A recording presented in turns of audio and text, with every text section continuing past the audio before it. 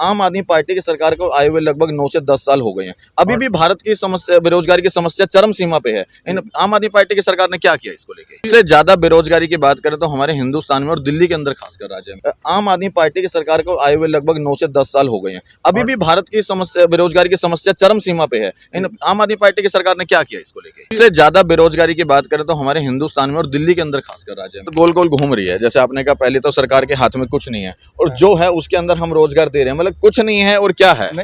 जो भी चाहे स्टेट गवर्नमेंट हो चाहे सेंट्रल गवर्नमेंट हो, सभी गवर्नमेंटें जनता के टैक्स के पैसे से चलती हैं और वही बेरोजगार हो जाती है फिर जनता ही। और जय हिंद, जय भारत।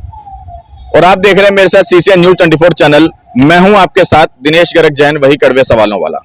आपको बता दूं दर्शकों, इस समय मौजूद हूं भारत की राजधानी दिल्ली के अंदर और दिल्ली के अंदर मुंडका विधानसभा में। मेरे साथ मौजूद हैं धर्मपाल लाकड़ा जी, जो कि विधायक हैं मुंडका विधानसभा से, आम आदमी पार्टी से जी। और एक खास मुलाकात करेंगे, कुछ कड़वे सवाल करेंगे, अग्निपथ स्कीम को लेकर करेंगे, कुछ और अन्य मुद्दों को लेकर के एक खास मुलाकात करेंगे विधायक धर्मपाल लाकड़ा जी से। नमस्कार धर्मपाल। नमस्कार जी, नमस्कार।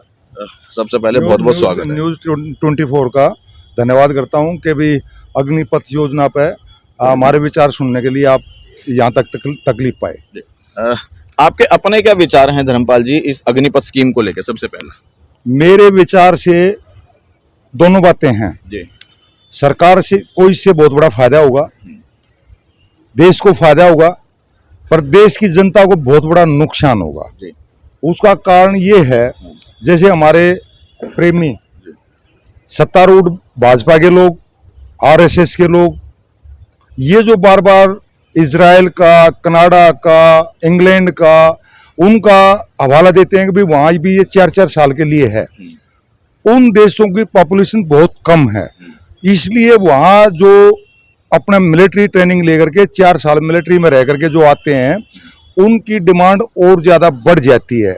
हमारे देश में बेरोजगारी की संख्या बहुत ही अधिक है, उन देशों की पॉपुलेशन से 10 गुना ज़्यादा तो यहाँ बेरोजगारी है। इजराइल की जनसंख्या 1 करोड़ भी नहीं है, तो वहाँ जो ट्रेनिंग लेकर आते हैं, एक तो वो मुस्लिम कंट्रियों से घिरा हुआ देश है इजराइल, बार बार इजराइल का हवाला दिया जाता है, मुस्लिम कंट्रियों को घिरा हुआ है। वहाँ की सरकारें या वहाँ की जनता ये चाहती है कि हर आदमी को, हमारे हर नागरिक को मिलिट्री ट्रेनिंग होनी चाहिए, कभी भी इमरजेंसी पड़े तो वो मिलिट्री के काम आ सके। हमारे देश के अंदर आप 10,000 रुपये की नौकरी के लिए 10 वैकेंसी निकालो, 10 लाख लोग जो MA, BA, PhD, MBA, वो जो लोग फॉर्म भरेंगे 10,000 रुपये की नौकरी के लिए, तो यहाँ मिलिट्री की नौकरी के लिए तो लोग तरसते हैं। ये जो बीजेपी RSS के लोग कहते हैं भी जिसने देश सेवा करनी है, अरे देश सेवा तो अच्छी बात है, परंतु अपने परिवार की रोजी रोटी का भी तो सवाल देखना है। हमारे देश के अंदर कोई भी देश सेवा नाम से कम जाते हैं लोग, ज्यादातर अपने परिवार को का पेट पालने के मकसद से, उद्देश्य से ज्यादा जाते हैं। एग्जैक्टली अपने परिवार का पेट पालने के लिए ज्यादा जाते हैं। और हमारे सामने आज ये बहुत बड़ी समस्या मुंह बाय खड़ी है कि जो बच्चे एक बार तो वो उनके परिवार को सब्र हो जाएगा कि हमारे बच्चे को रोजगार मिल गया, नौकरी मिल गई, पर 4 साल के बाद, 4 या 3 साल के बाद ही उनकी उल्टी गिनती से शुरू हो जाएगी। भाई 1 साल रह गया, वो रोजाना एक दिन गिनेंगे, 1 दिन और घट गया नौकरी का, 1 दिन और घट गया नौकरी का, 1 दिन और घट गया नौकरी का, तो वो बल्कि इस चिंता में सूख जाएंगे, घट जाएंगे। और ये जो कंपनियों से या कई डिपार्टमेंटों से ये कहलवाया जा रहा है कि हम इनको 10% आरक्षण देंगे, इनको मतलब जो प्रायोरिटी देंगे, अरे वो अभी दे दो ना। अभी कोई भी कंपनी या यो कोई भी एजेंसी अभी वैकेंसी निकालो, ये दुनिया भर के जो देश के अंदर बेरोजगार फिरते हैं, इनको रोजी मिल जाए, रोटी मिल जाए, रोजगार मिल जाए, वो भाग कर जाएंगे। क्यों जाएंगे मिलिट्री में? अरे ये मतलब हमारे देश की, भारत की, हिंदुस्तान की समस्या बिल्कुल अलग है उन देशों से। उनकी पॉपुलेशन कम है, मैंने खुद भी इन कई देशों में जाकर के देखा है। अगर किसी नागरिक के पास 2 घंटे का भी समय एक्स्ट्रा हो जाता है, उसको 2 घंटे के लिए भी रोजगार मिल जाता है, काम मिल जाता है, चाहे किसी मॉल में, चाहे किसी शॉपिंग सेंटर में, चाहे पेट्रोल पंप पे, चाहे किसी रेस्टोरेंट में 2 घंटे का भी काम मिलता है। 2 घंटे में उनको इतना पैसा मिल जाता है कि वो पूरे दिन की अपनी जो खाने पीने का, पेट भरने का, उस 2 घंटे में भी कमा लेते हैं। हमारे यहाँ जो है इस देश में इतनी बेरोजगारी है और लोग जो है तरसते हैं नौकरी के लिए। आज तो उनको एक बार ये सबर हो जाए, 4 साल के लिए नौकरी मिल गई, पर उसके बाद रोजाना उनका 1-1 दिन घटता जाएगा और उनकी चिंता बढ़ती जाएगी। यहाँ पर एक चीज मैं बता दूं दर्शकों, मुझे एक चीज बड़ी अच्छी लगी कि विधायक जी इस चीज को खुद एक्सेप्ट करते हैं कि अभी भी हमारे हिंदुस्तान में बेरोजगारी की जो समस्या है वो बहुत चरम सीमा पे है और दिल्ली में उससे ज्यादा है, क्योंकि दिल्ली भारत की राजधानी है। आम आदमी पार्टी की सरकार को आए हुए लगभग 9 से 10 साल हो गए हैं, अभी भी भारत की समस्या, बेरोजगारी की समस्या चरम सीमा पे है। इन आम आदमी पार्टी की सरकार ने क्या किया इसको लेके? ऐसा है, देखो ये आपने बड़ा अच्छा सवाल किया है, मैं इससे खुश हूँ। परंतु आप ये खुद महसूस कर सकते हैं कि आम आदमी की जो दिल्ली में सरकार है, जो दिल्ली की सरकार है, ये एक चपरासी भर्ती नहीं कर सकती अपनी मर्जी से, एक चपरासी को हटा नहीं सकती, एक क्लर्क का प्रमोशन नहीं कर सकती बिना एलजी के परमिशन के। तो यहाँ पूरी तरह से दिल्ली सरकार के ऊपर सेंट्रल गवर्नमेंट का पूरी तरह से ग्राइवान हाथ में रहता है कि कुछ करने दें तो करने दें, नहीं करने दें तो नहीं करने दें। तो कुल मिला के हम ये मान लें कि मतलब बेरोजगारी की जो अवस्था है दिल्ली में, उसके ऊपर दिल्ली सरकार कुछ नहीं कर सकती। नहीं, दिल्ली सरकार करने की पूरी कोशिश कर रही है। कितने सालों में, मतलब शुरू से कोशिश ही कर रही है? 8 साल नहीं, हाँ। अभी भी मैं उसका समाधान कर रही है। सिविल डिफेंस में जितने फोर्स में, पुलिस में भी यहाँ भर्ती नहीं है, उससे ज्यादा दिल्ली सरकार ने सिविल डिफेंस में, इनके हाथ में इतना ही था, वो सिविल डिफेंस की नौकरी दे रखी है, देने लग रहे हैं आए दिन। 8 साल में कितने लोगों को रोजगार दिया? पिछले मेरे ख्याल में 2-3 महीने पहले मैंने डाटा लिया था, 85,000 तो सिविल डिफेंस में हमने नौकरी दी है लोगों को। 8 साल में कितने लोगों को रोजगार मिला? मैं कह रहा हूँ 8 साल में नहीं, मैं कह रहा हूँ जब भी हमारे पास कोई भी वैकेंसी होती है तो हम देते हैं। दिल्ली में तो रोजगार की तलाश में लोग पूरे हिंदुस्तान से आते हैं, तो यहाँ हर आदमी को नहीं दिया जा सकती। पर सबसे ज्यादा बेरोजगारी की बात करें तो हमारे हिंदुस्तान में और दिल्ली के अंदर खासकर राज्य में। नहीं, ये बिल्कुल गलत करे, मैं इस बात को बिल्कुल नहीं मानता। यूपी के अंदर, बिहार के अंदर और आपका महाराष्ट्र के अंदर हर जगह दिल्ली से ज्यादा बेरोजगारी। दिल्ली में इसलिए लोग भागते हैं, यहाँ किसी न किसी तरह का रोजगार मिल जाता है। फिर भी हमारी सरकार ने ये जितनी भी जो मार्केटें हैं या जो बिजनेस है, बिजनेस को बढ़ावा देने के लिए, बिजनेस के अंदर नौकरियों की उपलब्धता कराने के लिए, उस पर भी हमारी सरकार काम करने लगी। क्या किया है, थोड़ा वो क्लियर करो कि भाई हमारी सरकार ने 8 साल में ये काम किया जिससे लोगों को बेरोजगारी कम हुई हो या रोजगार मिला, क्या काम किया है? मैं बता रहा हूँ ना कि सबसे पहली बात तो ये है कि हमारी सरकार के हाथ में जो है कोई खास कुछ नहीं है।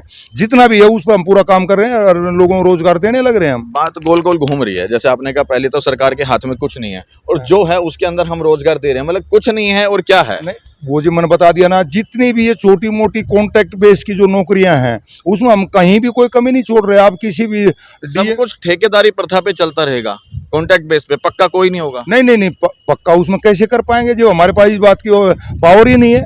हमारे पास दिल्ली सरकार के पास इस बात की पावर ही नहीं है ना। जितनी भी है उसमें हमें पूरी ताकत लगा करके लोगों को रोजगार दे रहे हैं। हमारे हाथ में इतना, देखो हम गरीब लोगों को बिजली फ्री दे रहे हैं 200। अच्छा, अपने हाथ में रोजगार को लेके क्या है? दिल्ली सरकार के हाथ में रोजगार को लेके, बेरोजगारी खत्म करने के क्या है, क्या क्या स्कीम है?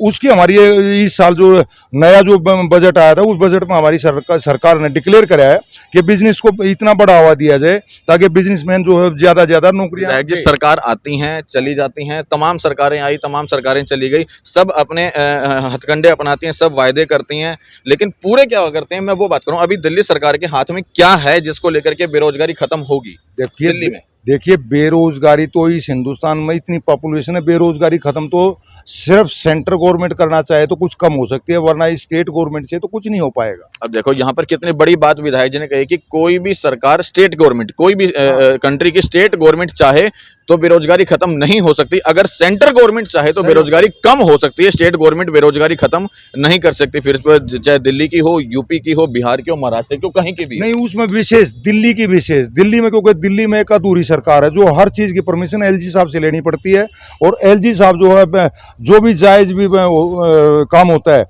उसमें भी रोड़े अटकाते हैं, उसमें भी दिल्ली सरकार की फाइलों को अटका कर रखते हैं। मतलब विधायक जी का कहने का मतलब दिल्ली के अंदर ही एक गंभीर समस्या है कि बेरोजगारी की अगर समस्या को खत्म करना है तो वो नाकामयाब रहेगी जब तक एलजी का रोड़ा उसके अंदर लगा रहेगा। बिल्कुल सही कह रहा हूँ? बिल्कुल ठीक करें आप, बिल्कुल ठीक करें। ठीक है, अब दूसरे सवाल पे आएंगे, अग्निपथ को लेके बात करेंगे। अग्निपथ को लेकर के अभी जो आपने 4 साल को लेकर के पहले बताया कि ये बुरा है, इसके नुकसान आपने मुझे बताए, पहले आपने मुझे बताया था कि इसके कुछ फायदे भी हैं, फायदे के ऊपर बात करेंगे अब। नहीं, फायदे का तो जो मैंने बता दिया कि फायदा तो ये है, और उसी की वजह से इन्होंने किया है कि जो कम से कम 1.25 लाख करोड़ साल के अंदर जो पेंशन देनी पड़ती है सेंट्रल गवर्नमेंट का, उससे पीछा छूट जाएगा, पब्लिक भटकती रहेगी उसमें। क्या वो भी तो नुकसान ही है फिर। नहीं वो नुकसान किसका, वो जनता का, जनता जो है, बेरोजगारी का शिकार बनती रहेगी। बात तो वही, मैं वही तो कह रहा हूँ, वो भी तो नुकसान ही है मेरे जनता का।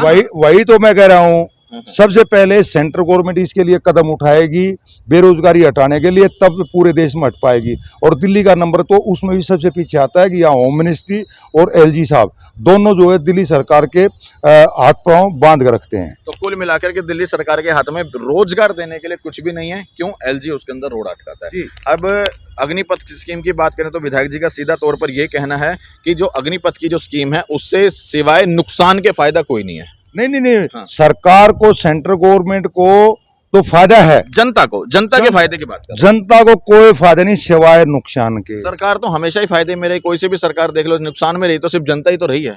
बिल्कुल ठीक करें, जनता का ही नुकसान है। जब ये बता रहा हूँ कि भाई उन कुछ लड़कों की एज निकल जाएगी नौकरी करने की, जो मान लो 21 साल की एज में वहां गए हैं, 4 साल ऐसे हो गए, 25 हो गए, आने के बाद साल 2 साल ऐसे निकल जाए ट्राई करने में, कोशिश करने में, और एज हो जाएंगे। और जबकि सच्चाई ये है कि इसी जनता ने अपने टैक्स के पैसे से दे करके सांसद भवन बनवाए, विधानसभा बनवाई, सरकार बनाई, और वही सरकार आज बेरोजगारी के अवस्था पे ला करके।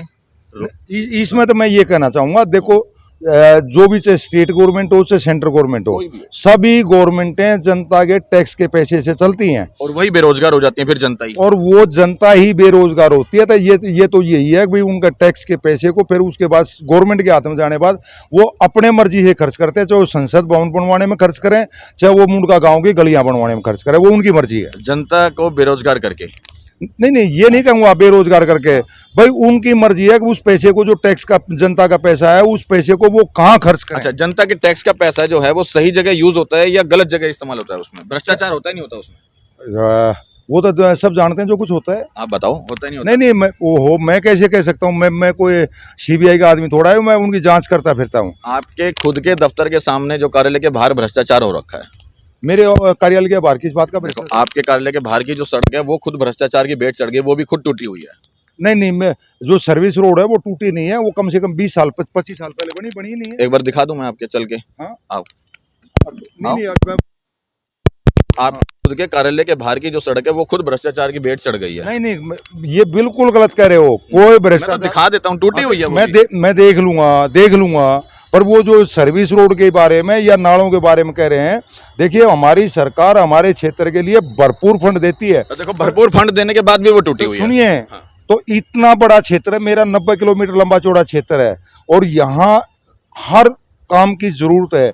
हमसे पहले आम आदमी पार्टी सरकार आने से पहले यहाँ किसी ने कुछ काम नहीं किए। विधायक जी एक सेकंड, मैं मान लूंगा कि जो आपसे पहले रही थी सरकारें, उन्होंने कुछ काम नहीं किए, वो निकम्मे रहे, भ्रष्टाचारी रहे। आपसे पहले जो विधायक रहे वो निकम्मे रहे, भ्रष्टाचारी रहे, नहीं किया। लेकिन आपने भी तो वही काम किया कि आपके खुद के कार्यालय के बाहर, आपका बता रहे हो कि लंबा चौड़ा क्षेत्र है, उसके अंदर जब काम कैसे होंगे लंबे चौड़े क्षेत्र के सामने, जब आपके खुद के कार्यालय के बाहर भ्रष्टाचार है? नहीं, बिल्कुल नहीं है, बिल्कुल गलत कर रहे हो। मैं तो कह रहा हूँ, आप चलो, मैं दिखाता हूँ आपके साथ चल करके देखो। आप ये मानते, अभी चलूंगा ना। आप ये मानते हो सड़क टूटी है या सही है? जो रोहतक रोड नेशनल हाईवे वो बिल्कुल टूटा हुआ नहीं है, बिल्कुल एकदम। आपके कार्यालय के बाहर सर्विस रोड बिल्कुल टूटा पड़ा। सर्विस रोड का मैं खुद कह रहा हूँ, आप बात को गोल गोल घुमा रहे हैं। मैं तो सीधी बात नहीं, कर रहा हूं। बिल्कुल सीधी नहीं है, गलत कह रहे हैं आप। मेरे वो टूटा नहीं हुआ, गलत कह रहा हूँ? बिल्कुल गलत कह रहे हैं। जब मैंने ये कह दिया कि उसका कोई फंड आया ही नहीं है, भ्रष्टाचार तो तब होगा ना जब सरकार से फंड लिया और उसके बनाने के लिए टेंडर हुआ हो। जब ना टेंडर हुआ है ना मतलब पैसा आया है, क्यों नहीं हो पा रहा?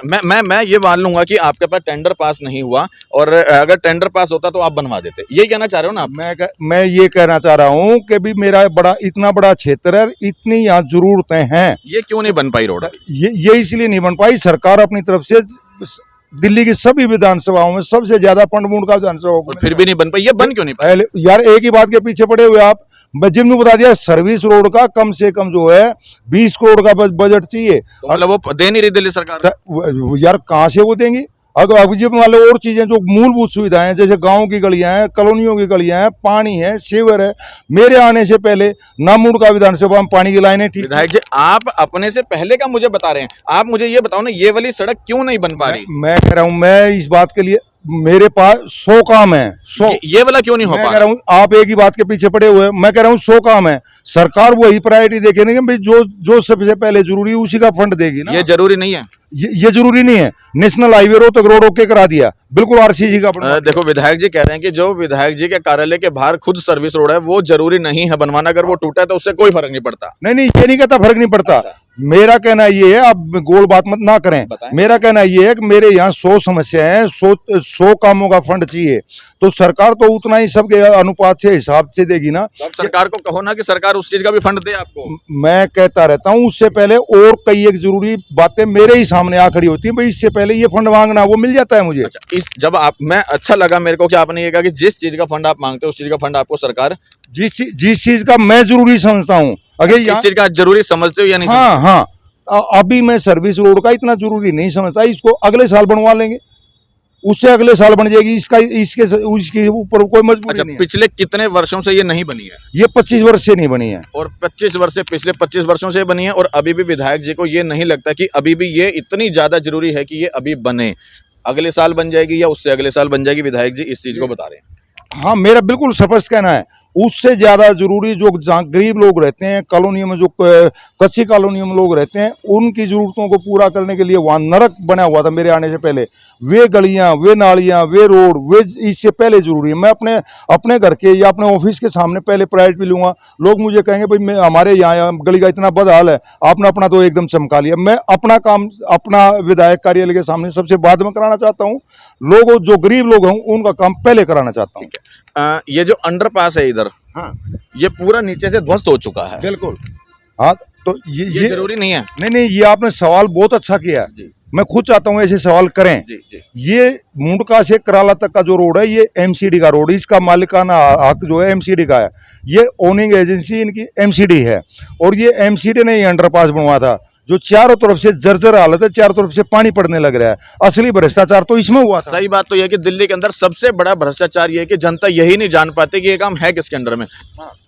तमाम एजेंसियों के हाथ में काम होते हैं, कोई काम एमसीडी का, कोई काम डीडीए का, कोई काम पार्षद का, कोई काम विधायक का। बिल्कुल गलत कह रहा हूं? बिल्कुल सही, ये बात आपने बिल्कुल सही कही है। अब भाई यहाँ जो सारी एजेंसियां, कोई डीडीए का काम है, कोई एमसीडी का है, कोई दिल्ली सरकार का है, कोई सेंट्रल गवर्नमेंट का है, तो यहाँ इस पचड़े में बड़े फंसे हुए। ये तो क्या है, मेरे क्षेत्र में जो ये लाइटिंग है कॉलोनियों में, गांव में, इलाके में, उन लाइट का भी जी, लाइट पे भी हम आएंगे। पहले एक बार उसी रोड की बात करता हूँ जो मैं पुल की बात कर रहा था, अंडरपास की बात कर रहा था। उसके नीचे का जो रोड ध्वस्त था, आपने बताया वो एमसीडी के हाथ में। बिल्कुल। उसको लेकर के आप लोगों ने क्या किया फिर? हमने इसकी शिकायत एक बार नहीं 10 बार कर चुके हैं, और जो ये एमसीडी के हाथ में, एमसीडी की 15 साल से बीजेपी की सरकार है, उन्होंने कुछ नहीं किया, और ये कभी भी गिरेगा और यहाँ बहुत बड़ा हादसा होगा, उसका इंतजार किया जा रहा है। मतलब सिर्फ हादसे का इंतजार किया जा रहा है कि कब वो अंडरपास गिरेगा, कब हजारों लोगों की दोबारा से जान जाएगी, जैसे मुंडका के अंदर फैक्ट्री के अंदर गई थी, तब जाकर के कोई ना कोई सरकार उठेगी, तब उसके अंदर कार्रवाई होगी। सही कह रहा हूँ गलत कह रहा हूं? बिल्कुल ठीक करें विधायक जी, मैं उम्मीद करूंगा कि आम आदमी पार्टी की सरकार कम से कम आम आदमी पार्टी को जिंदा रखने के लिए सिर्फ हादसे का इंतजार ना करे, वो कुछ काम करवा दे। देखिए, गलत कह रहा हूं? ठीक कह रहा हूं? देखिए, नहीं, ये गलत कह रहे हैं। क्यों? कोई भी एमसीडी का रोड होगा जहां मालिकाना हक एमसीडी का है, हम उनके पास एनओसी लेने जाएंगे, वो एनओसी नहीं देंगे तो हम क्या करेंगे? एनओसी देना उनका काम है, वो चीज बनवाना उनका काम है, सरकार से फंड मांगना उनका काम है, वही तो कराएंगे, हम कैसे करा सकते हैं? अच्छा, जानकारी के लिए पूछ रहा हूँ, विधायक फंड से ये काम हो सकता है, नहीं हो सकता? नहीं, विधायक फंड के लिए मेरे पास जो है दिल्ली के विधायकों को सिर्फ 4 करोड़ रुपए साल में विधायक फंड मिलता है, जिसमें के कई एक काम ऐसे होते हैं पूरे इलाके के कॉलोनियों में, गांव में, जहां मेरे को पूरी तरह मजबूरी लगती है, जहां घुटनों पानी भर जाता है, कीचड़ हो जाता है, जहां ये बनवाना मजबूरी है, मैं वही काम कराता हूं। उसके अलावा जो है विधायक फंड का इस्तेमाल और कहीं नहीं किया जाता। नहीं, मैं एक जानकारी के लिए सिर्फ ये पूछ रहा हूँ, जहां एमसीडी अगर भ्रष्टाचार कर रही है, वहां पर वो काम नहीं कर रही है अगर, और हमें ये पता हो कि यहाँ पर ये नुकसान हो सकता है और इससे जो है यात्रियों की जान भी जा सकती है, क्या वो विधायक फंड से काम हो सकता है या नहीं? मैं आपकी पर्टिकुलर बात नहीं कर रहा। बता दिया, विधायक फंड से हो सकता है, पर 4 करोड़ में इतने बड़े इसका अंडरपास का होगा क्या? इतना बड़ा अंडरपास ये तो शुरू से ही गलत बना हुआ है।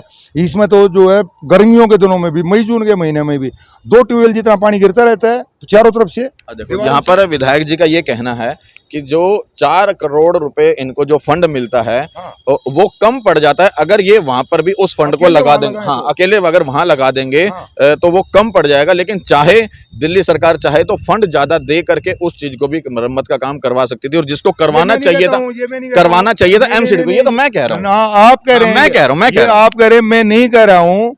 मैं ये कह रहा हूँ कि इसकी ओनिंग एजेंसी, इसकी मालिक जो एजेंसी है वो एमसीडी है। ये एमसीडी का बनाया हुआ है और ये रोड और नालियां एमसीडी की हैं। पहला काम है एमसीडी का है। एमसीडी चाहे सेंट्रल गवर्नमेंट से डिमांड करे, चाहे खुद बनाए, चाहे दिल्ली सरकार से डिमांड करे, वो करें। हम क्यों करें? हमारा काम नहीं। जब हम इसका मालिकाना हक नहीं है, जब हमारे अपने ही काम, जैसे मैंने अपने मुंडका सर्विस रोड का बताया, मैं इसको सबसे लास्ट में लेना चाहूँगा। उससे पहले जो गरीब लोग जहाँ बसते हैं, पहले हम उनकी मदद के लिए उनके काम करें, तो हमारे को लोग अच्छा विधायक कहेंगे। और मैं पहले अपने दरवाजे को चमका के बैठ जाऊंगा और वो सड़ते रहेंगे तो वो हमारे को बुरी भली कहेंगे। ठीक है जी। विधायक जी, ये जो अपना भाग्य विहार है मुंडका क्षेत्र में आता है। बिल्कुल आता है। हाँ, तो हम वहाँ पे कुछ दिन पहले गए थे। आप कह रहे थे नरक जो बना हुआ है हम वहाँ काम करें। जी। तो हम मुंडका में जब भाग्य विहार में गए तो वहाँ हमें लगा कि बहुत ज़्यादा नरकीली वहाँ पे वातावरण है। तो वहाँ के लिए आपने क्या किया? उनके घरों के बाहर ऐसे नालियाँ खुली पड़ी है, सड़कें तो वहाँ पे सड़कें है ही नहीं। तो आपने वहाँ के लिए क्या काम किया, ये बताइए। बताओ। ऐसा है, आप कई महीने पहले गए होंगे। अभी रिसेंटली गए हैं हम, अभी 20 दिन पहले। बिल्कुल गलत कह रहे हैं, बिल्कुल मानने को तैयार नहीं है। भाग्य विहार के लिए मेरी आम आदमी पार्टी सरकार ने 28 करोड़ रुपए का बजट दे रखा है, जिसमें काम जोरों पर चल रहे हैं। सभी गलियों में फिलिंग हो चुकी है, सभी गलियों में नालियां बनने लग रही है। पानी के निकास के लिए बड़ी 2 नालियां बनवाई गई है, जिसमें जो रानीखेड़ा शमशान के पास जो छोटी ट्रेन है, उस ट्रेन को टच करने के लिए वहाँ बनवाई गई है। और वहाँ के लोग सब खुश हैं। वहाँ सभी जो गलियों में टाइलें बिछेंगी और सभी नालियां बनेंगी। और जितना भी जो डाउन एरिया था, वहाँ 4-4, 5-5 फीट जो बर्थ करा करके उसमें मिट्टी मलबा डलवा करके और उसके ऊपर बनाया जा रहा है। आप जा करके देखो, ठेकेदार और लेबर जोरों पर लगे हुए हैं। अभी हम होके आए हैं 20 दिन पहले, जब ये मुंडका में हादसा हुआ था फैक्ट्री में, जी। तभी हम होके आए थे। हमने वहाँ पे कुछ राशन सामग्री वगैरह बांटी थी। तो हमने वहाँ पे यही देखा कि वहाँ की नालियाँ घरों के बाहर ही, आप जो जो चीज़ें बता रहे हैं वैसा कुछ भी नहीं था वहाँ पे। मैं सही बोल रही हूँ ना सर?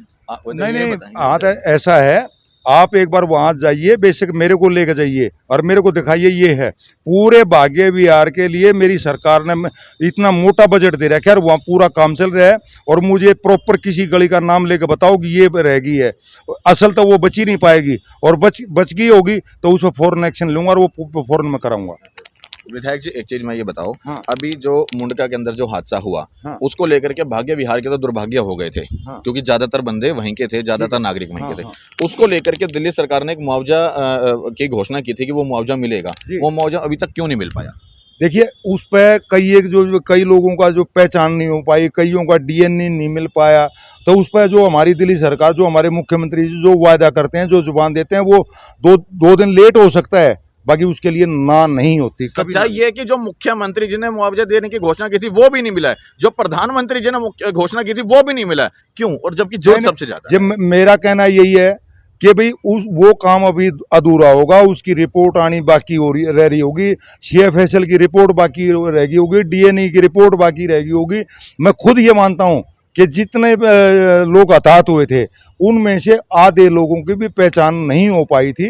अभी वो काम अधूरा, ताकि और लोगों की पहचान हो सके, सब गरीबों को मुआवजा मिल सके। अनेकों तरह की रिपोर्ट आने के बाद भी ये मानता हूँ कोर्ट के चक्कर काटने पड़ जाते हैं आदमी को अपना मुआवजा लेने के लिए। नहीं, बिल्कुल नहीं मानूंगा। मेरी जो सरकार है या हमारे जो मुख्यमंत्री जी हैं, वो जो कहते हैं वो करते हैं, वो करके दिखाएंगे। ये इस बात की मैं गारंटी देता हूँ कि देखो, महीना 2 महीना और लेट हो सकता है जब तक वो पूरी सारी रिपोर्टें नहीं आती, बाकी ना नहीं हमारे। ऐसी स्थिति में क्या किसी भी सरकार को, हाँ। चाहे वो प्रधानमंत्री जी को हो, मुख्यमंत्री जी को, किसी भी सरकार को एक डेट निश्चित करके बतानी चाहिए, नहीं बतानी चाहिए इस दिन तक आपका मुआवजा आपको मिल जाएगा, या सिर्फ घोषणा कर दो और चले जाओ? नहीं, आप बिल्कुल गलत कह रहे हो। मेरी सरकार और मेरे मुख्यमंत्री दिल्ली सरकार के, वो ऐसा बिल्कुल नहीं करते। घोषणा करें, मैं कह रहा हूँ कोई डेट देनी चाहिए या नहीं देनी चाहिए? नहीं होनी चाहिए। डेट नहीं देनी चाहिए। डेट कैसे दे सकते हैं? जब तक अब उनकी पूरी रिपोर्ट नहीं आएगी, जब तक सारी कार्रवाई पूरी नहीं हो जाएगी, उसकी भी तो कोई अवधि नहीं है ना, कब तक पूरी होगी? भाई वो अवधि पूरी होगी। 70 तरह की एजेंसियां, जब मैं कह रहा हूँ CFSL रिपोर्ट आएगी, DNA रिपोर्टें आएंगी, उनकी पहचान होगी, उनका लोग डिमांड करेंगे, सबूत देंगे, तभी तो कुछ तो होगा। इसका मतलब ये है कि इसका कोई समय नहीं है, कब तक जांच पूरी होंगी, कब तक रिपोर्ट आएंगी, कब तक उनके प्रमाण तैयार होंगे, कब तक फिर वो कंफर्म होंगे कितने लोग हैं और कब उनको मुआवजा मिलेगा, कोई निश्चित नहीं है। नहीं, जब मैं कह रहा हूँ जितनी जल्दी हो सके जल्दी करेगी हमारी सरकार, लेकिन कोई समय निश्चित पर नहीं है। समय निश्चित नहीं कर सकते, क्योंकि अब मैं एक बार और बता दूं, जो मुंडका अग्निकांड में जो हताहत हुए थे परिवार, वो एक चीज को ध्यान से समझ लें कि कोई भी सरकार, फिर चाहे वो दिल्ली सरकार ने जो घोषणा की है या जो केंद्र सरकार ने घोषणा की, कोई समय नहीं है कि आपको कब मिलेगा और कितना मिलेगा, वो तो घोषणा हो चुकी है। कब मिलेगा, कैसे मिलेगा, उसकी पूरी जांच होगी, कई तरह की रिपोर्टें तैयार होंगी और उन रिपोर्टों में समय भी लग सकता है और कितना लगेगा अभी कोई निश्चित नहीं है। बिल्कुल ठीक है जी, बता दिया रिपोर्टों में या जांच में या इंक्वायरी में समय लगता है। ऐसे थोड़ा ही किसी को भाई 10-10 लाख रुपए हमारे मुख्यमंत्री जी ने घोषणा करी है, बिल्कुल देंगे, 9.5 भी नहीं होंगे, पर कब देंगे ये नहीं पता।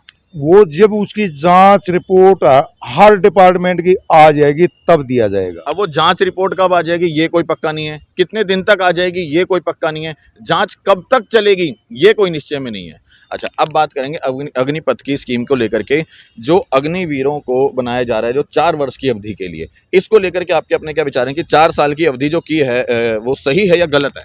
नहीं, मैं तो उसको कंप्लीट गलत मानता हूँ। कंप्लीट गलत? हाँ जी। उसके बाद उन लोगों को जो पेंशन नहीं दी जा रही 2008 से, वो ठीक है या गलत है आर्मी के जवानों को? नहीं, ये मेरी जानकारी में नहीं कि भाई पेंशन नहीं दी जा रही, ऐसा तो ये आपने अभी अपने मुंह से निकाला है, मेरी जानकारी में ये नहीं तो है। मैं बता देता हूँ, 2008 से आर्मी के किसी भी जवान को हर तरह की पेंशन बंद कर दी गई है, जवान की पेंशन नहीं आ रही है। नहीं, मेरी नॉलेज में बिल्कुल नहीं। मेरे तो ये सही है या गलत है? नहीं, मेरे को इस बात की जानकारी नहीं है। अगर मान ले पेंशन बंद कर दी गई है तो गलत है। वो किस वजह से हुई है, हो सकता है कोरोना की वजह से जो है देश में आर्थिक थोड़ी समस्या भी दिखाई दी थी। उस समय हमारे प्रधानमंत्री जी ने भी जो सांसदों का फंड था वो भी रोक दिया था, हमारे विधायकों का भी जो फंड 10 करोड़ होता था उसको भी रोक दिया था या कम कर दिया था। अर्थात ये तो देखो, लेकिन आज भी विधायकों की तनख्वाह, आपकी तनख्वाह, सांसद की तनख्वाह कई गुना है, उनकी पेंशन कई गुना है, लेकिन उनके बाद जवानों की जो है जो पेंशन थी वो बिल्कुल बंद है। और 4 साल के बाद जवानों को बहाली करके निकाल देंगे तो बेरोजगार हो गए। तो आप सुनिए, आप सबको एक साथ ना लपेटे हैं। हमारी दिल्ली सरकार के जो विधायकों की तनख्वाह है वो पूरे देश में सबसे कम से कम है। कितनी आपकी तनख्वाह? हमारी तनख्वाह अभी भी 90,000 रुपए है। अच्छा, जो उसके बाद ऊपर के फंड कितने मिलते हैं आपको? कोई फंड नहीं है उसके अलावा, 1 रुपए भी। भत्ता कोई आपको नहीं मिलता? आपको कोई अन्य भत्ता नहीं मिलता? वो भत्ते समेत 90,000 रुपए हैं। अच्छा, हमारे को जो पूरे देश के अंदर किसी भी सरकार में किसी भी स्टेट में इतना कम नहीं है। जो हमने कई बार गुहार भी लगा लिया, हमारी कमेटियों ने पास करके दे लिया, पर जो मैंने थोड़ी देर पहले कहा था, हमारे सिर पे जो मालिक, जो दिल्ली सरकार के मालिक हैं, वो एलजी साहब बैठे, वो मंजूरी नहीं देते। होम मिनिस्ट्री सच्चाई ये है प्रधानमंत्री जी, मैं कहता हूँ विधायकों की तनख्वाह बेशक बंद कर दो, हाँ। इनके पेंशन बेशक बंद कर दो, लेकिन जो हमारे बॉर्डर पे जवान खड़े उनकी पेंशन जारी रखो और उनको 4 साल की बहाली के बदले उनको जो समय पहले अवधि होती थी रोजगार की, वो होना चाहिए। सही कह रहा हूं, गलत कह रहा हूं? बिल्कुल ठीक कह रहे हैं, क्योंकि बड़ी मुश्किल से देखो। और बताऊंगा, मैं गांव की पृष्ठभूमि से आता हूं, किसान की पृष्ठभूमि से आता हूं, एक मजदूर की पृष्ठभूमि से आता हूं। जो एक फौज में तैयारी के लिए मैं एक नहीं अनेकों लड़कों को देखता हूं, बेचारे 4-4 बजे उठ करके दौड़ मारनी, रेस मारनी, वर्जिश करनी, अपने आप को फिट बनाना, वो 2-2, 4-4 साल से लगे हुए हैं मिलिट्री में भर्ती होने योग्य होने के लिए। और अब उनको कह दिया जाए अगर तुम मेरे को तो 4 साल के लिए रखा जाएगा, उसके बाद फिर आउट कर दिया जाएगा। और जबकि यही जवान बॉर्डर पे खड़े होकर के हमारे हिंदुस्तान की, हमारे भारतवासियों की सुरक्षा करते हैं और नेताजी भ्रष्ट काम करते हैं। उन लोगों की बजाय की तनख्वाह और पेंशन के या अन्य भत्तों के, सीधा पेंशन की जवान लोगों की जो है, जो जवान बॉर्डर पे खड़े, उन लोगों की पेंशन हो, उन लोगों की समय अवधि बढ़ाई जाए और उन लोगों को अच्छे से तैयार किया जाए ताकि वो देश की सुरक्षा मजबूती से कर सके। देखिए ये जो आप कह रहे हैं ना, इसमें कुछ सच्चाई है, कुछ गलती है। जैसे मान ले हमारे जवान बॉर्डर पर हमारी रक्षा करते हैं, इस बात को 100% मानता हूँ, मेरा दिल मानता है कि हम उन्हीं की देखरेख में, उन्हीं की सुरक्षा के तहत हम एक जीवन जी रहे हैं। मतलब जीवन क्या, वो एक आजाद जीवन जी रहे हैं। हाँ, आजादी एक सांस हमारी उनके भरोसे है, बिल्कुल ये बात को मानता हूँ। परंतु हम जैसे विधायक भी सांसद भी, वो भी देश के लिए काम करते हैं। 80% तो नेताजी भ्रष्ट हैं, जब भी भ्रष्टाचार हो रहा है। नहीं, देश को लूट खाया। देखो, ये बात जो मैं इस बात को नहीं मानूंगा 80%। आप क्यों मानोगे, आप तो खुद पद पे हो। नहीं, आप मेरी कमी पकड़ो ना, एक भी वहां पे मैं तो बता ही रहा हूँ आपकी कमी, आपके खुद के कार्यालय के नहीं, बाहर नहीं, नहीं, भ्रष्टाचार बिल्कुल नहीं, बिल्कुल नहीं, कोई भ्रष्टाचार नहीं हो रखा। इसमें भ्रष्टाचार तब होता है, आप ये बिल्कुल 100% गलत कह रहे हो। मेरे जो मान ले जो सर्विस, अगर रोड टूटी हुई है तो वो भ्रष्टाचार नहीं है, बिल्कुल बिल्कुल भ्रष्टाचार। जनता के पैसे का मिसयूज नहीं हो रहा। वो भ्रष्टाचार उसको कहते हैं जो सरकार से उसका पैसा लिया और ठेकेदार या विधायक खा गए हों। सरकार भ्रष्टाचार नहीं कर रही, उस सड़क को नहीं बनवा रही जो। नहीं, बिल्कुल भ्रष्टाचार नहीं है। सरकार भी ये देखती है जो जरूरी काम सबसे पहले जरूरी है वो पहले दो। अभी जैसे हमारी सरकार ने जो दिया है कि भाई हर घर को शौचालय के लिए जो सीवर मिले, हर घर को पानी मिले और हर कच्ची कॉलोनी को रोड मिले, नाली मिले, पहले वो देंगे हम, और तो वो हम देने लग रहे हैं। उसमें कमी हो तो बताओ। उसमें भी कमी है। पानी के नाम की बात करें तो वो गंदा पानी अभी दिल्ली के अंदर आ रहा है। रोड की बात करें तो आप कह रहे हो इस समय इसकी जरूरत नहीं है। रोजगार की मैंने आपसे बात की तो आपने कहा वो तो एलजी के हाथ में, वो फाइल रोक देते हैं। तो हाथ में है क्या फिर? हाथ में जो जितना भी है उतना करने लग रहे हैं। क्या है हाथ में? सिर्फ प्रचार करना। नहीं नहीं नहीं नहीं, नहीं, अभी देख लो राजेंद्र नगर में यहाँ पे चुनाव हो रहे हैं, प्रचारों के नाम पे 2 करोड़ रुपए खर्च कर दिए। वही 2 करोड़ रुपए, 2 करोड़ बीजेपी ने लगा दिए, 2 करोड़ आम आदमी पार्टी ने लगा दिए। वही 4 करोड़ रुपए अगर दिल्ली के अंदर विकास पे लगा देते तो सुनहरा बन जाता दिल्ली। नहीं नहीं, ये सिर्फ आपके मुंह से सुन रहा हूँ। 2 करोड़ लगा कितने लगाए हैं? जो विधायक का वो एक इलेक्शन कमीशन तय करता कितना है। कितना? इलेक्शन कमीशन मेरे ख्याल 25 लाख रुपए करता है। 25 लाख, मतलब आपको लगता है सिर्फ 25 लाख रुपए लगा वहां पर? और क्या, 25 करोड़ रुपए लगाए हैं, सिर्फ 25 लाख रुपए लगाए हैं। एक बार निष्पक्ष तरीके से वाकई वहां पे जांच हो जाए और जितने कमबख्त अधिकारी हैं वहां पर उनको वाकई रिलाई हो जाए, क्योंकि जिस हिसाब से विधायक जी कह रहे हैं कि वहां पे मात्र 25 लाख रुपए लगाए। अच्छा, बीजेपी ने कितना लगा दिया? ऐसा है, मुझे ना बीजेपी का पता ना आम आदमी का, पर मेरा कहना ये है कि जो इलेक्शन कमीशन की ड्यूटी है कि एक विधायक को 25 लाख रुपए से ऊपर नहीं खर्चा, वो हिसाब ले सकते हैं। अच्छा, वैसे उससे ऊपर होता ही नहीं होता? ओहो, वो होता है या नहीं होता उस बारे में मैं क्या बताऊंगा। मैं तो ऐसा गरीब आदमी, मैंने 25 लाख भी नहीं खर्च करे होंगे मेरे घर में। मैंने उसमें 25 में से भी 4-5 बचा लिए होंगे, तो उससे भी कम करे हैं। और मेरे क्षेत्र की जनता ने भारी वोटों से मेरे को जिताया, 20,500 वोटों से जीता था। और अभी भी मेरी जनता तो ये चाहती है कि भैया ऐसा काम करने वाला रोज मिले। मेरा तो सुबह शाम तक यहीं कार्यालय में दिन गुजरता है, कोई चाहे रात आओ दिन आओ, मैं यहीं बैठा मिलता हूँ उनको, वो सब कुछ है जी। अच्छा, अभी जो अभी मैंने जैसे आपसे बात करी थी कि ये जो क्या बोलते हैं इसको, अंडरपास जो था, हाँ। उसकी मैंने आपसे पूछा था कि वो एमसीडी के हाथ में, तो इसको लेकर के अभी आप लोगों के इलेक्शन भी थे एमसीडी के, वो टल गए। अगर आपके हाथ में आ जाती एमसीडी तो ये काम हो जाता? देखिए, अगर वो एमसीडी हमारे हाथ में आती तो ये भ्रष्टाचार हम खत्म करते। आम आदमी पार्टी का काम है ईमानदारी है पूरा काम करना, भ्रष्टाचार खत्म करते। ये जो बीच में डकैती मारी जाती है उसको हम खत्म करते हैं। किस तरह की डकैती? डकैती जो भी है, जैसे पता लगे ना। जैसे नहीं, एमसीडी में पहले हमसे पहले कितनी सरकारें हुई हैं, पूरा देश चलाता है कि भाई दिल्ली की एमसीडी है, भ्रष्ट और कोई तंत्र है ही नहीं। थोड़ा सा दिल्ली की जनता भी जान लेगी कि किस तरह की डकैती। ओहो, जब अरे हर जगह चोरी है भाई। जैसे क्या हर जगह चोरी, जितने ये सफाई कर्मचारी हैं उनकी तनख्वाहें खाई जाती हैं, और जहाँ भी जो कुछ बनाने के लिए होता है उसमें सारा बजट खा लिया जाता है। तो एमसीडी में तो भ्रष्टाचार है ही, वो तो दुनिया। अच्छा, दिल्ली सरकार में है भ्रष्टाचार नहीं है, एमसीडी में तो है, मान लिया। हाँ। दिल्ली सरकार में किस चीज का भ्रष्टाचार बताओ, एक भी बताओ कोई यहाँ भ्रष्टाचार है कहीं भी हो तो? किसी में नहीं है ना, बिल्कुल नहीं है। विधायक जी, जैसे आपने अभी शुरुआत में वीडियो में बताया था कि रोजगार के लिए हम युवाओं को सीडीएस में भर्ती कर रहे हैं। मैंने ऐसे बहुत से बच्चे देखे जो सीडीएस में जाके ट्रेनिंग लेके बैठ जाते हैं, लेकिन उनको कॉल लेटर नहीं आता कि आप कल से ज्वाइन कर लीजिए। और तो और जो पहले से जुड़े पड़े हैं उनमें से मैंने 70% ऐसे बच्चे देखे जिनको 3-3 महीने से तनख्वाह नहीं मिलेगी। इसके बारे में क्या बोलोगे आप? ऐसा है, देखिए, इसके लिए मैं इतना ही बोलना चाहूँगा कि जो हम सिविल डिफेंस के अंदर जो भर्ती होती है दिल्ली सरकार के तहत, आगे उनकी जितनी डिमांड होती है, जैसे डीटीसी मार्शल है, डीटीसी मोर से कई कुछ काम में है, और कई डिपार्टमेंटों से जिससे भी डिमांड आती है, दिल्ली पुलिस से भी डिमांड आती है कि भाई हमें को इतने सिविल डिफेंस के सिपाही चाहिए, उतने हम जो दिल्ली सरकार भर्ती करके उतने ही दे देती है। जो वो डिपार्टमेंट मना कर देता है कि भाई वापस कर देता है कई बार, अभी हमारे पास अब जरूरत नहीं रही। जैसा कोरोना में था, हॉस्पिटलों ने हमारे से कई गुना ज़्यादा डिमांड करती थी, भाई इतने सिविल डिफेंस के कर्मचारी हमारे को चाहिए यहाँ, उतने दे दिए। अब हॉस्पिटल ने जब मना कर दिया कि भाई ये इसमें हम छटनी करेंगे, कम करेंगे, इनकी सैलरी हम नहीं देंगे, तो दिल्ली सरकार क्या करेगी? वो उनकी नौकरी चली जाएगी, दोबारा से फिर जरूरत होगी, फिर उनको भर्ती करके दे देंगे। नहीं तो आप सैलरी के मामले में क्या बोलोगे कि 3-3 महीने तक उनकी सैलरी नहीं मिलती है? ऐसे वो युवा तो वहाँ पे रोजगार के लिए गए थे और उनको 3-3 महीने सैलरी नहीं मिल रही। मैं अभी भी आपको ऐसे बच्चे दिखा दूंगी जो रोज वहाँ पे अच्छे से काम कर चुके हैं, नौकरी दे चुके हैं, और उन्हें अभी भी सैलरी नहीं मिलेगी। नहीं, ये तो सारा एमसीडी का काम था, बीजेपी का काम था। दिल्ली सरकार में अगर ऐसा होता तो अब से पहले कई आंदोलन होते, कई स्ट्राइकें होती, बच्चे रोड जाम करते। ऐसा मेरी नज़र में कहीं भी नहीं हुआ। मतलब सिविल डिफेंस के जवानों को तनख्वाह पूरी मिल रही है, आप ये कह रहे हो? हम मतलब उनको तनख्वाह अपने टाइम पे मिल जाती है। सिविल डिफेंस के जवान, बिल्कुल बिल्कुल बिल्कुल। चलो अपना जो है साक्षात्कार यहीं पे ख़त्म करेंगे और फिर मैं बताना चाहूँगा जो मुंडका के अंदर जो अग्निकांड हुआ था उसमें तमाम सरकारों ने जो घोषणा की थी वो एक निर्धारित समय पे, ताकि पीड़ित परिवार को वो घोषणा की जो राशि है वो मिल जाए, दिल्ली सरकार के पास ये अधिकार पहुंच जाए, ताकि एलजी सरकार उसमें रोड़ा ना लगाए, ताकि उसमें जो बेरोजगार हैं युवा उनको रोजगार पूरी तरह से मिल सके।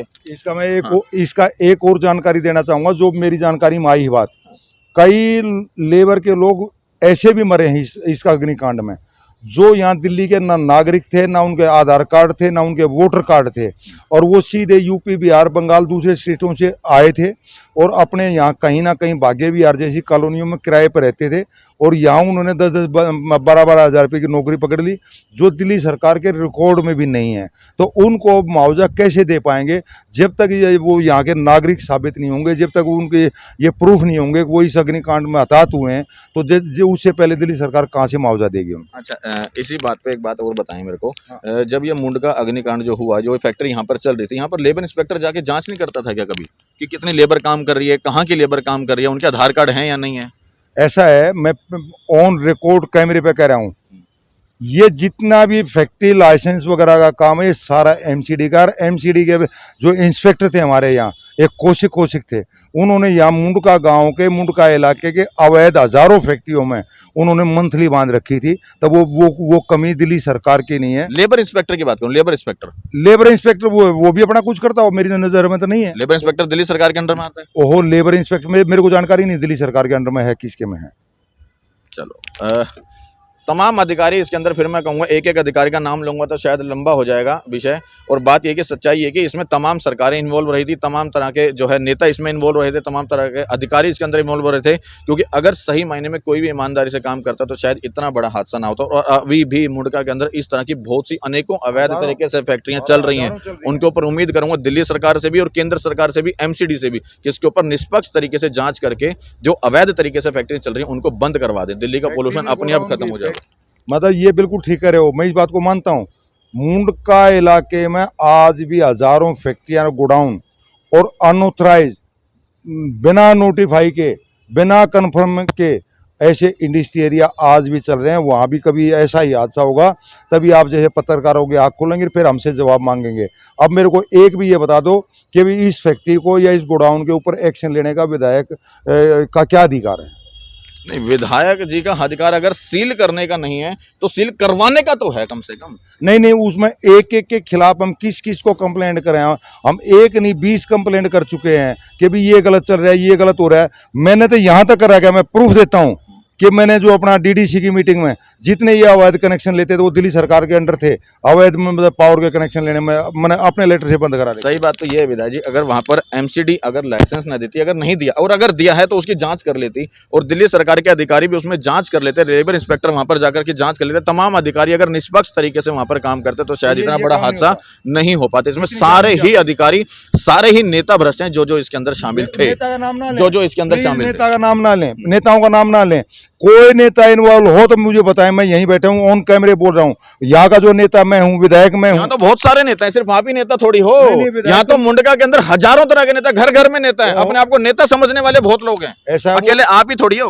वो जैसे पंजाब में जब उग्रवाद था, जब स्वयंभू जो मुंडका में बहुत सारे नेता हैं या सिर्फ आप हो? नहीं, वो जो है स्वयंभू नेता है, चुना हुआ नेता, एक धर्मपाल। मैं वही तो कह रहा हूँ, यहाँ पर बहुत सारे नेता हैं जो अपने आप को समाज से भी बताते हैं, माथे पे टीका लगा के घूमते हैं और फेसबुक पे फोटो वीडियो डालते हैं कि हम समाज सेवी हैं, हम नेता हैं। और उन सब लोगों को इसके ऊपर निष्पक्ष तरीके से अगर जांच हो जाती तो इतना बड़ा हादसा नहीं होता।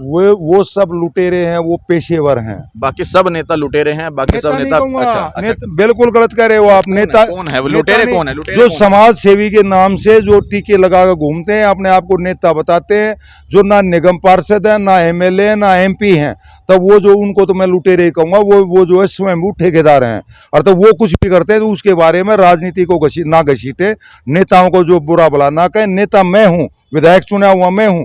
एक जगह पॉइंट आप जो पूरी तरह दिया लेकर के ढूंढो कि अभी यहाँ से इस फैक्ट्री से, इस गोडाउन से, या यहाँ से 1 रुपया कहीं खाया हो तो मुझे बताएं। ठीक है, अच्छा लास्ट सवाल करके इंटरव्यू खत्म करेंगे क्योंकि फिर दिमाग में कोई सवाल आ जाता है। जब आर्मी के जवानों की जो बहाली होती है या किसी भी सरकारी जॉब के लिए बच्चा बहाली करता है, उसकी तैयारी करता है, तो उसका एक एग्जाम पास होता है। क्या नेता लोगों के लिए भी एग्जाम होना चाहिए, नहीं होना चाहिए? चुनाव लड़ने के लिए एग्जाम होना चाहिए, नहीं होना चाहिए? बिल्कुल, आप अटपटे सवाल कर रहे हो। ये एग्जाम नहीं तो क्या है? जो जनता वोट देती है, जिसको चुनती है, ये एग्जाम नहीं तो क्या है? जनता तो उसके ऊपर 4 तरह के पहले केस लगे होंगे, वो जेल गया होगा, उसके बाद भी इलेक्शन लड़ सकता है। नहीं नहीं, ऐसा है, जो जेल जा रहा होगा तो वो इलेक्शन कमीशन का काम है कि भी जो इस तरह के गलतियों में फंसा हुआ है उसको इलेक्शन कमीशन जो बाहर कर सकता है। और दूसरा सबसे बड़ा टेस्ट जनता का टेस्ट है। जनता जिसको जिताती है वो टेस्ट में पास हुआ है, जनता जिसको हराती है वो टेस्ट में फेल। वो तो ईवीएम मशीन में सब घोटाले हो जाते हैं, जीतने हो नहीं नहीं नहीं नहीं, ऐसा जो कहीं कहीं होता होगा दूर दराज के राज्यों में। अच्छा, घोटाले हो जाते हैं ना ईवीएम मशीन में? नहीं नहीं, मैंने सुना है, बाकी मैंने नहीं देखा। हमने भी सुना है, हमने भी देखा नहीं है, तो इसलिए क्या अच्छा वैसे टेस्ट होना चाहिए, परीक्षा होनी चाहिए, नहीं होनी चाहिए नेताजी लोगों के लिए? नहीं नहीं, परीक्षा तो पता नहीं किस किस चीज की होनी चाहिए, हजारों चीजों की। आपने इतना लंबा इसी की बताओ, इसी की। आपने इतना लंबा इंटरव्यू खींच दिया। कई लोग जो सरकार चुनने का, मैं तो सबसे जरूरी ये मानता हूं कि वोट डालने का अधिकार उन ही लोगों को होना चाहिए, या तो इनकम टैक्स पे ही हो, या ग्रेजुएट हो, या उसका कहीं ना कहीं ऐसा स्टेटस सिंबल हो जिससे वो ये दर्शाता हो कि भाई ये एक समझदार आदमी सूझबूझ रखता है और समझदारी से अपनी सरकार चुनता है। ये तो वोटर के लिए हो गया। हाँ जी। और जो इलेक्शन लड़ना चाहता है उसके लिए कोई इलेक्शन जाता है, उसके लिए तो सारा जनता फैसला करती है कि भाई उसको पसंद करे या ना। उसका औपचारिक तौर पे कोई नहीं होना चाहिए? नहीं नहीं, बिल्कुल नहीं होना चाहिए। प्रजातंत्र है, प्रजा जिसको चाहेगी उसका होगा। ठीक है, प्रजातंत्र है। ठीक है। यहाँ पर विधायक जी से हमने तमाम विषयों पर बात करी, बाकी जनता फैसला करेगी। आपको साक्षात्कार कैसा लगा इसको लेकर के कमेंट बॉक्स में राय जरूर देना। बाकी वीडियो अच्छी लगी हो तो शेयर जरूर करना। जय हिंद, जय भारत।